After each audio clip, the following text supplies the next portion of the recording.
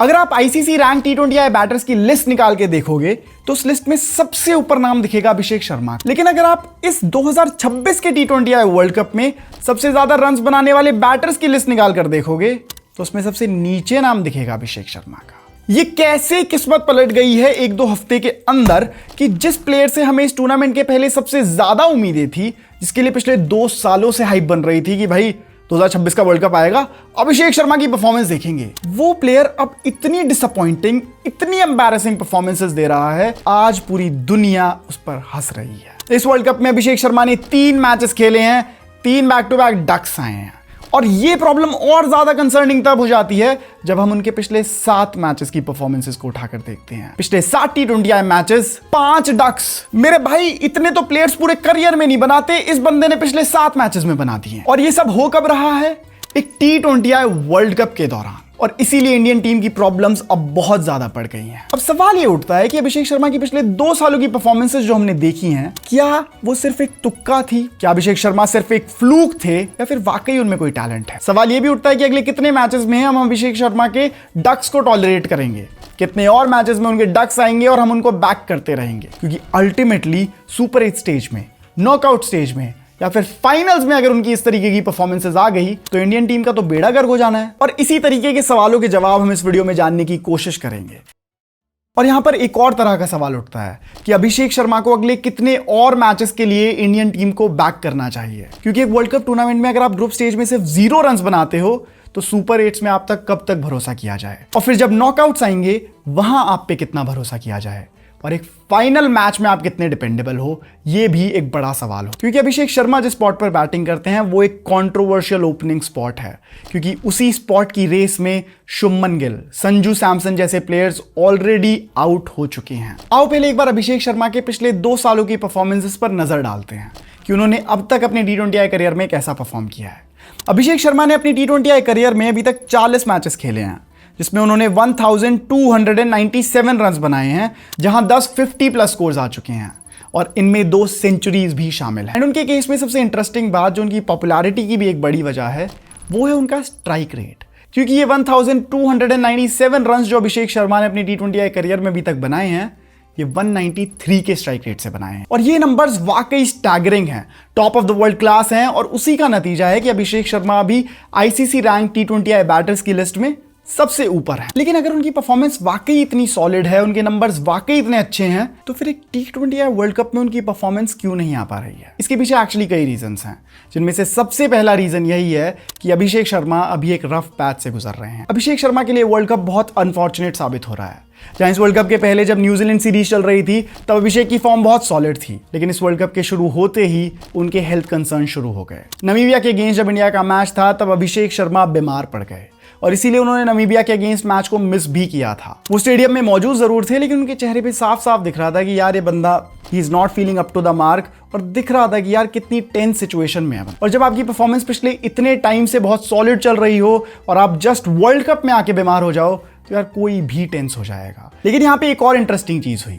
जब न्यूज आई कि अभिषेक शर्मा नमीबिया के अगेंस्ट मैच मिस कर रहे हैं तो हर तरफ बातें होने लगी, हर तरफ स्पेकुलेशंस होने लगी कि क्या अभिषेक शर्मा पाकिस्तान के अगेंस्ट मैच को मिस करेंगे, क्योंकि 2 दिन बाद ही पाकिस्तान के अगेंस्ट मैच था और इतनी जल्दी रिकवर होना और मैच के लिए फिट होना कोई आसान बात नहीं है। लेकिन यहीं पर अभिषेक शर्मा के ऊपर प्रेशर और बढ़ने लगा, क्योंकि हर तरफ लोग यही कह रहे थे कि अगर इंडिया को पाकिस्तान के अगेंस्ट मैच जीतना है तो अभिषेक शर्मा का टीम में होना बहुत जरूरी है।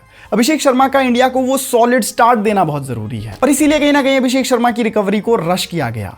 2 दिन बाद ही मैच था और वो मैच के लिए अवेलेबल हुए। तो अब सवाल ये उठता है कि अभिषेक शर्मा ने 2 दिनों में इतनी तेज रिकवरी कैसे कर ली कि वो एक वर्ल्ड कप का मैच खेलने के लिए रेडी हो गए, जबकि 2 दिन पहले ही दिख रहा था कि ये बंदा कितना ज्यादा बीमार है। और इसी का इफेक्ट उनकी परफॉर्मेंस पर भी दिखा। जैसे वो यूएसए के अगेंस्ट डक पर आउट हुए थे, वैसे ही पाकिस्तान के अगेंस्ट भी डक पे आउट हुए। लेकिन वहां पर भी लोगों ने इस चीज को थोड़ा डिस्काउंट कर दिया कि चलो ठीक है यार, बंदा बीमारी से वापस लौट रहा है, पाकिस्तान के अगेंस्ट मैच है, एक आध डक इधर उधर चलते हैं, बट ये बंदा आगे परफॉर्म डेफिनेटली करेगा। लेकिन अब जब नीदरलैंड्स के अगेंस्ट मैच हुआ और ओपोनेंट क्लियरली इंडिया के टैलेंट के आसपास भी नहीं थी, वहां पर भी अभिषेक शर्मा का डक पर आउट होना क्लियरली ये दिखाता है कि अभिषेक शर्मा की वो जो रिकवरी हुई है बीमारी से, उसको रश किया गया है। कई बार वर्ल्ड कप जैसे प्रीमियर टूर्नामेंट्स को खेलने के लिए ये गलती कई प्लेयर्स करते हैं कि वो अपनी हेल्थ को साइड में रखते हैं और मैच को प्रायोरिटाइज करते हैं। और इवेंचुअली उनकी मैच में परफॉर्मेंस नहीं आती। चलो एक तो रीजन इनका हेल्थ कंसर्न्स हो गया, जो कि एक बहुत सॉलिड रीजन है यार, क्योंकि ऑब्वियसली अगर एक बंदा अपने एलिमेंट में ही नहीं होगा, अगर अपनी प्राइम हेल्थ में ही नहीं होगा, तो वो इतने बड़ी स्टेज पे कैसे ही परफॉर्म कर पाएगा। It is totally understandable. लेकिन ये प्रॉब्लम यहीं पर खत्म नहीं होती। इसके अलावा भी एक सॉलिड रीजन है जिसकी वजह से मुझे लगता है कि अभिषेक शर्मा की परफॉर्मेंस नहीं आ पा रही है, और वो रीजन है खुद बीसीसीआई। देखो ये अभिषेक शर्मा के लिए पहला वर्ल्ड कप टूर्नामेंट है, और लोग यही कह रहे हैं कि क्योंकि आईसीसी इन पिचेस को क्यूरेट कर रही है, इसलिए अभिषेक शर्मा इन पिचेस को लेकर थोड़े क्लूलेस हैं, और इसीलिए वो इन पिचेस पर एक्सपोज हो रहे हैं। अब देखो यार, आई बी वेरी फ्रैंक, मेरे को पिचेस का और कंडीशंस का उतना ज्ञान नहीं है कि मैं इस बात पर कमेंट करूं, लेकिन ये काफी सॉलिड नैरेटिव चल रहा है एक्सपर्ट्स के बीच। इसके बाद तो सवाल अभिषेक शर्मा की टेक्निक पर ही उठाया जाता है कि अभिषेक शर्मा सिर्फ एक ब्लाइंड स्लॉगर हैं जो बॉल को लपेटते हैं और रन्स आते हैं, वरना उनके पास कोई सॉलिड टेक्निक नहीं है। और ये बात तब और ज्यादा नोटिसेबल बन जाती है जब हम उनके लिस्ट ए और डोमेस्टिक रिकॉर्ड्स को देखते हैं। हमें दिखता है कि डोमेस्टिक लेवल पर लंबे फॉर्मेट्स में उन्होंने कुछ खास परफॉर्मेंसेस नहीं दी हैं। जहां टेक्निक बेस्ड बैटिंग होती है, वहां अभिषेक शर्मा की परफॉर्मेंस निकल कर नहीं आती, और उनकी अभी तक की पूरी परफॉर्मेंस सिर्फ आईपीएल और T20I फॉर्मेट में ही आई है। और भाई सबसे ज्यादा फ्रस्ट्रेटिंग बात यही है कि अब वो पाकिस्तानीज भी ये कह रहे हैं कि अभिषेक शर्मा एक ब्लाइंड स्लॉगर है। और मेरे को लग रहा था कि भाई चलो ठीक है, पाकिस्तानियों ने कह दिया जो कह दिया, लेकिन यूवी पाजी आपने ट्रेनिंग दी, बहुत अच्छी बात है, पर मैं कह रहा हूं 2011 वाले यूवी की ट्रेनिंग देनी थी जो कैंसर में भी वर्ल्ड कप खेल रहा था, 2014 वाले यूवी की नहीं। मेरे भाई कुछ तो एल्गोरिदम ठीक करो अभिषेक पाजी का, और उनकी वो ओरिजिनल परफॉर्मेंस वापस दिला दो, किसी भी तरीके से दिला दो। और ये किताब अभिषेक शर्मा ने नहीं पढ़ी है क्या? इतनी सॉलिड बातें बता रखी हैं अभिषेक शर्मा ने, पता नहीं क्या सीख लिया यूवी बाजी से। अरे भाई फ्लैट ट्रैक बोली तो 77 नंबर जर्सी को बोला जाता था। ये अभिषेक भाई कौन सी रेस में जुड़ते जा रहे हो यार? लोग कह रहे हैं कि आईसीसी ने कुछ पिचेस ऐसी क्या क्यूरेट करी कि अभिषेक शर्मा के हावभाव बदल गए। और गंभीर पाजी, अभिषेक शर्मा को करने दो ना रिकवरी, 2 दिन रहने दो हॉस्पिटल में। बंदा नमीबिया के अगेंस्ट मैच मिस कर रहा है, लेकिन उसको स्टेडियम में बुला रहे हो। भाई उसको रिकवर तो करने दो। इतना जरूरी है, मेंटल टॉर्चर नहीं है कि आपको जबरदस्ती स्टेडियम में भी होना पड़ रहा है। क्लियरली दिख रहा था कि नमीबिया के अगेंस्ट जो मैच था ना, उसमें अभिषेक शर्मा प्रेजेंट तो है, लेकिन भाई मेंटली प्रेजेंट नहीं है, क्योंकि बंदा क्लियरली बीमार दिख रहा था। और वो लोग कौन है जो अभिषेक शर्मा को विराट कोहली से कंपेयर कर रहे थे? भाई विराट कोहली बनने के लिए वर्ल्ड कप में परफॉर्म करना पड़ता है यार।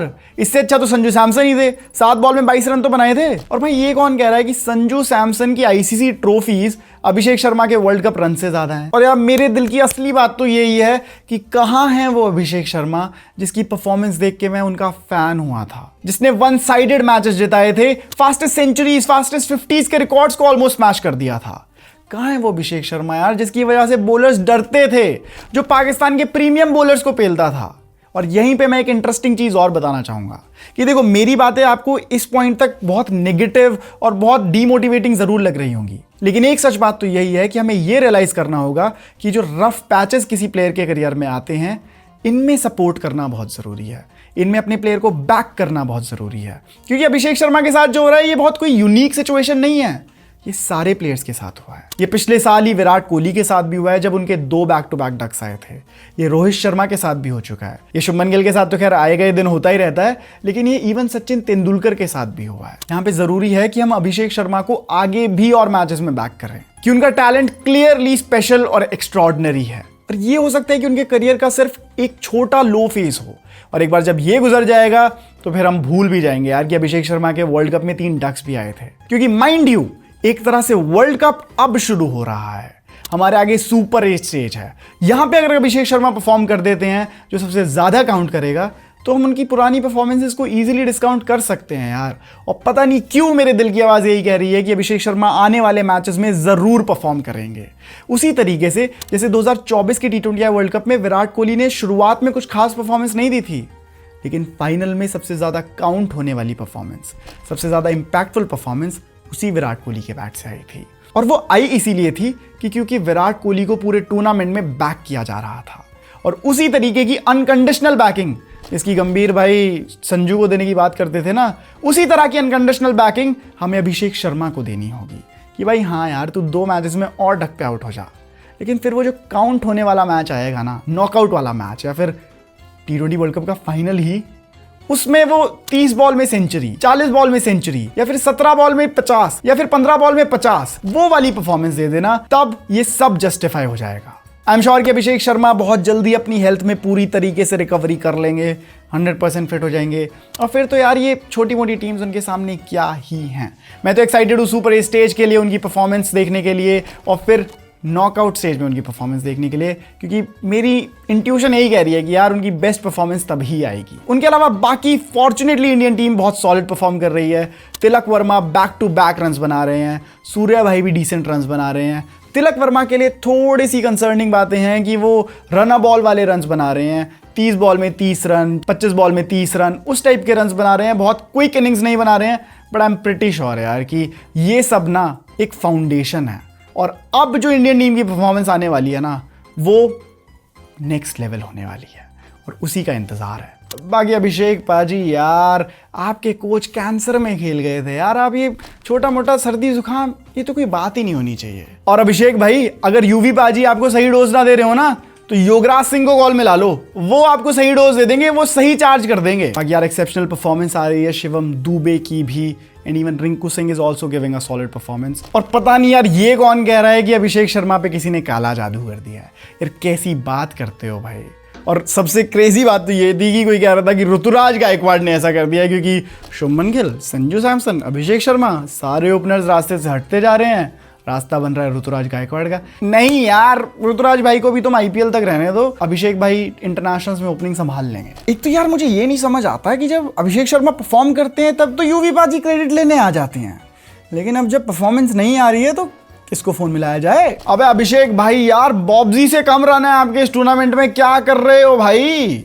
आप ही तो हो 200 के स्ट्राइक रेट से रन बनाने वाले प्लेयर। कोई गलत खाना वाना खा लिया है, क्या चक्कर है भाई? अबे यार ये देखो भाई, फुटप्रिंट्स ऑफ स्काई की स्काई तो पूरी पिच पर पैर वैर खोल वोल के सब रन बना रहे हैं, और अभिषेक शर्मा के फुटप्रिंट्स देखो यार, वो बस आ रहे हैं डगआउट से और वापस जा रहे हैं डगआउट। शेड यार, तुम लोग गंदी ट्रोलिंग तो कर देते हो भाई। बाकी दोस्तों आज की वीडियो के लिए बस इतना ही। मैं होप करता हूं कि अभिषेक भाई जल्दी परफॉर्मेंस दे दें और ऐसी वीडियोस ना ही बनानी पड़े यार, क्योंकि दिल पे चोट लगती है ऐसी वीडियोस बनाने में यार, जहां पे अपने स्टार प्लेयर्स ही परफॉर्म ना कर रहे हो। बाकी दोस्तों अगर आपकी वीडियो अच्छी लगी तो वीडियो को कर दो लाइक। मुझे कॉमेंट्स में प्लीज समझाओ कि आपके हिसाब से अभिषेक शर्मा की परफॉर्मेंस क्यों नहीं आ पा रही है, और अगर आप ऐसी और वीडियोस देखना चाहते हो तो चैनल को कर दो सब्सक्राइब। मैं मिलूंगा आपको अगली वीडियो में, तब तक सायोनारा, बाय बाय।